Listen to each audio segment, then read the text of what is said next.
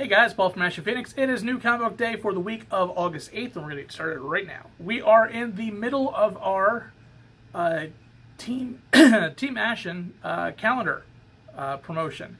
We are doing our annual 2019 team calendar. This year, a portion of every sale is going to go towards Children's Hospital of Philadelphia. So anybody who loves giving to charity, anytime you buy a calendar, you are going to be giving to charity. Bonus on top of that, a crazy benefactor in Connecticut decided to match all our donations. So technically you're giving twice to Children's Hospital. There'll be a link in the comments. Be sure to pick up a calendar. You'll see 6 different calendars. Basically, you're going to be deciding who you want to sign their calendar. And as a bonus, I'll sign it too because I'm actually in this year's calendar. I don't know why. I am. I'm in the background of one of the pictures, so I'll even sign it. So again, it's a great calendar.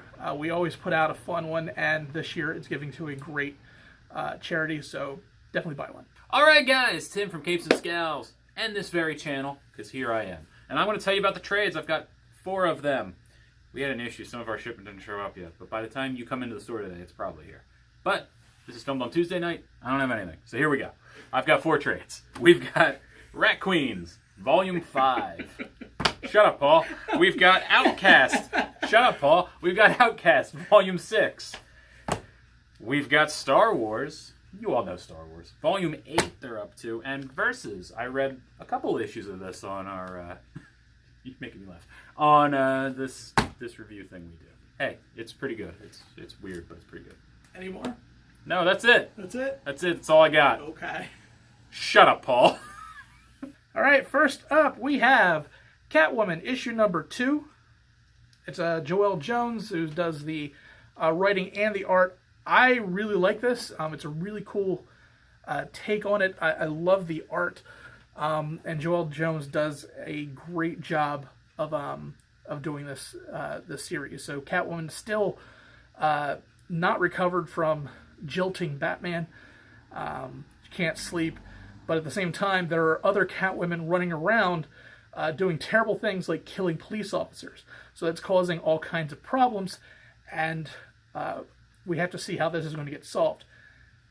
It's a really interesting series. I like it. If you were a fan of Catwoman, if you were a fan of Joelle Jones, this is huge. This is a great series, and it's only 2 issues in, so it's real easy to pick up. All right, first up I have a book from Aftershock Comics. It's Hot Lunch Special. This is a very odd book. It has to do with generations of this family. It has to do with different mafias and how they interact with each other, going to Vegas and back out. This family has a delicatessen, help me, Paul. A deli. They have a deli. And... Delicatessen. Why are we going to say delicatessen? It's just a deli. That. And it's been passed down through generations through this family. It's a big deal. It's starting to expand outward. And some people don't want that to happen quite the same way. And it leads to a lot of violence and a lot of interesting things. You find on page 1, basically what's on the cover, somebody's finger ends up inside of a sandwich. And it's kind of a warning. And things get really weird. They get weird and violent all at the same time. If you're into mob stories that are a little different, this one is for you. The art was pretty cool, and the violence gets ramped up pretty good. So, read it. Aftershock has cool books. Next up, we have Oblivion Song, issue number 6. Wow, man, there is so much to do in this one particular issue. It's really hard to kind of review it other than... It's a phenomenal book. It is the end of the arc. There is a huge spoiler midway through the issue, and then the end of the issue, we are finally treated to what we will assume will be the big bad, or the main villains or evil people in the Oblivion.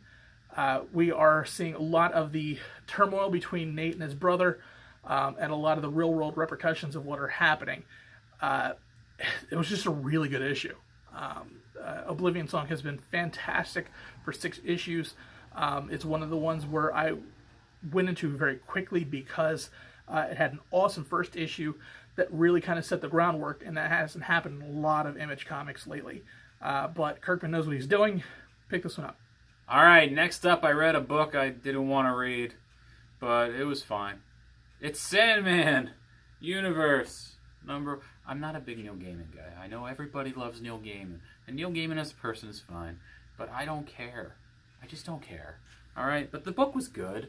He takes you throughout his universe. There's a raven going in and out of dreams, and the art is beautiful. There's this rift happening, but as a guy who knows Sandman Universe, read some of Sandman, not all of, knows how Sandman ends, so it's like it's not like I'm jumping in brand new here, and I don't care. I just don't. I tried. The book was written well. If you like Neil Gaiman, you're getting more of the same. It's just, I don't know what the big deal is, okay? Leave me alone. And my pick of the week is Amazing Spider-Man issue number 3.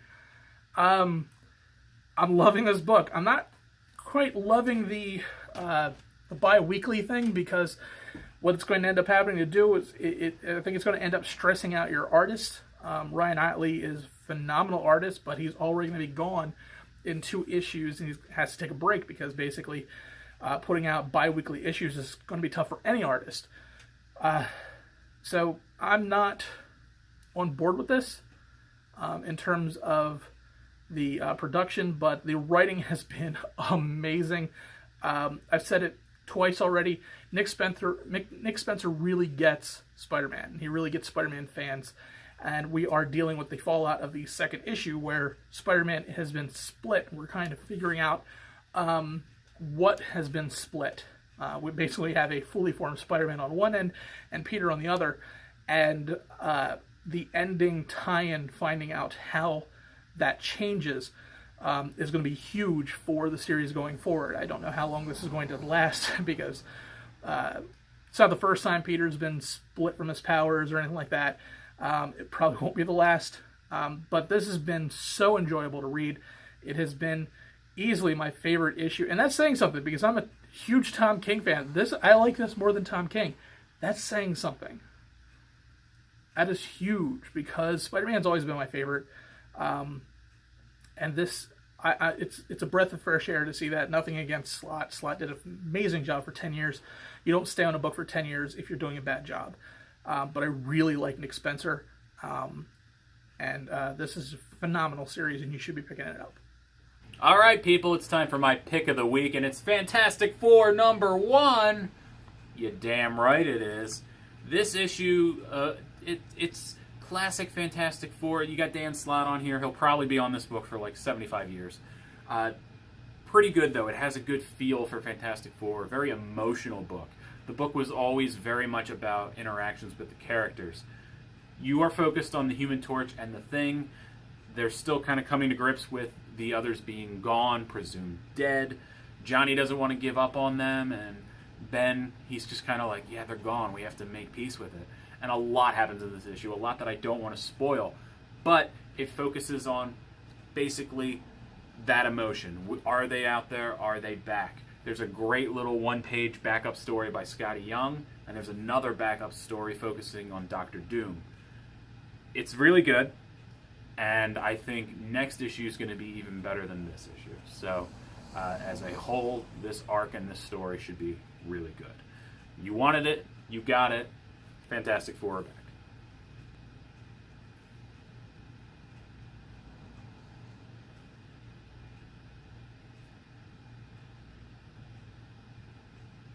Are you cosplaying Silent Bob? Maybe. I think so. I don't know. I'm confused. Why are you doing this? Why would you say something? What's wrong? Tim? Tim? Tim?